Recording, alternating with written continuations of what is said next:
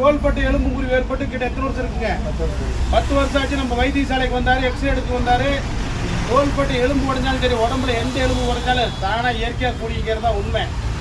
நீங்கள் அறுவை சிகிச்சை செய்கிறாங்க, போது இருக்கிறாங்க, தேவையில்லை. இதில் வந்து எந்த வண்டி ஓட்டுறீங்க? லாரி. 12 வீல் லாரி ஓட்டுறாருங்கிறத உங்க கை தூக்குங்க, கீழே விடுங்க, கை தூக்கு, நீங்களே தூக்குங்க. எங்கிருந்து வர்றீங்க? மலசமுத்திரம் வராது. அதாவது நாமக்கல் மாவட்டம் மலசமுத்திரம், இங்கிருந்து பக்கத்து ஊர் தான். ஒரு ஏற்பட்டது எலும்பு முறிவு, உப்பு ஏற்பட்டது ஏற்கனவே எலும்பு முறிவு ஏற்பட்டது தான். கை சூப்பி போயிருக்கு, அதுக்கு பச்சளை போட்டு மூலிகை தேவை கொடுத்துருக்கோம். மீண்டும் ஒரு வாரம் கழிச்சு வந்தால் பரவாயில்ல.